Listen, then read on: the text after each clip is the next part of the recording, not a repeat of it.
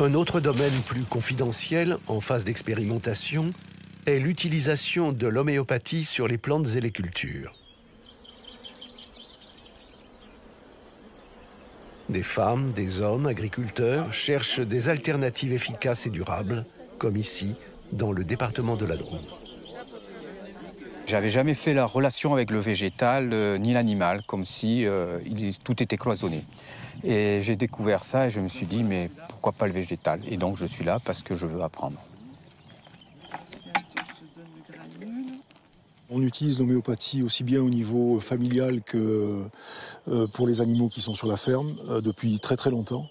Et suite à l'invasion de la pyrale du buis l'an dernier, on a fait plusieurs essais pour essayer de gérer cette invasion, dont de l'homéopathie, conjointe à d'autres expériences sur des moyens physiques qui sont l'utilisation de nettoyeurs de pression pour faire tomber les chenilles, ou bien du bacille thuringiensis.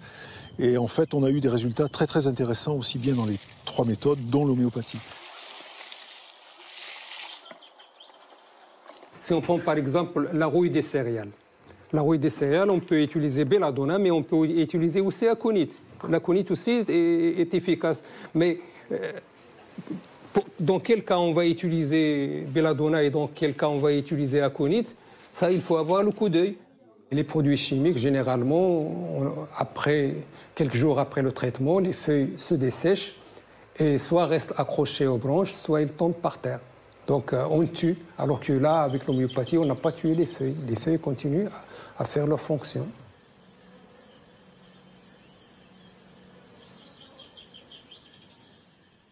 J'ai travaillé quand même 40 ans et plus dans une école d'agronomie. On ne m'a jamais parlé de ça.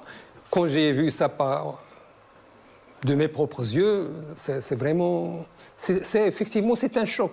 C'est un choc parce que moi qui croyais toujours qu'il faut avoir une dose létale pour éradiquer le parasite, avec un granule de sucre, on a pu quand même guérir une maladie qui demande...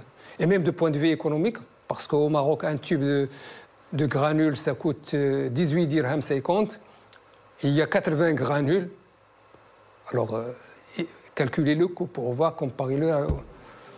Ça m'a poussé à faire des recherches dans le domaine de l'homéopathie. Moi qui suis formaté chimie, ne croyais jamais à ces granules.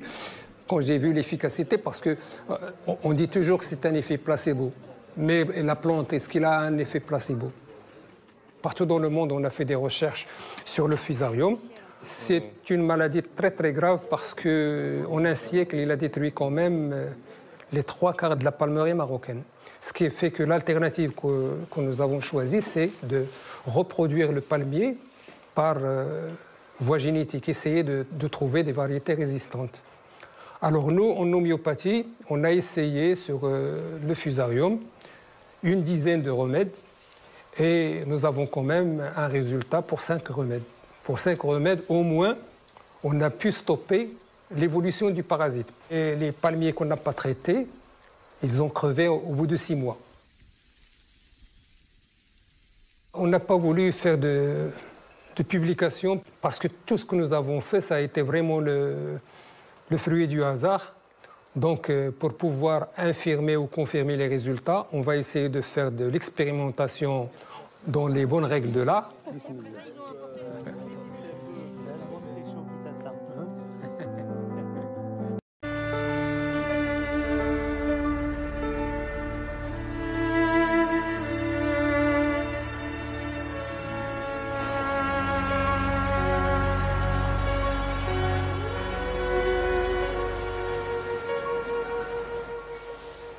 Alors ma Lulu, comment ça va aujourd'hui? Ça va la belle poupée? Ça va ma poupée? Oh oui. T'es belle ma fille.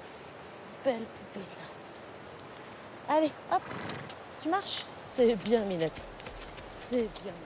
Alors depuis, Luna a récupéré complètement la mobilité de son oreille.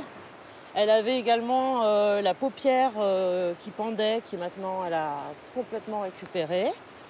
Et puis sa lèvre a bien dégonflé et elle a retrouvé pas mal de mobilité du nez.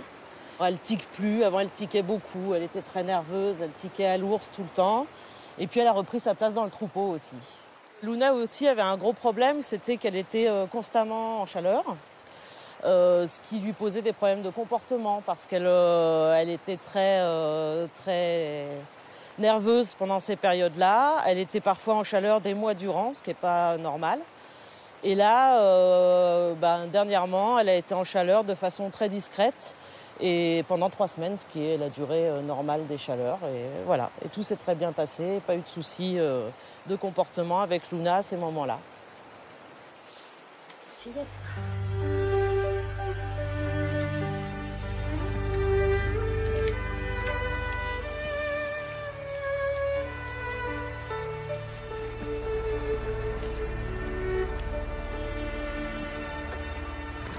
Ah, c'est formidable. Pour moi, c'est vraiment un gros changement et c'est extraordinaire.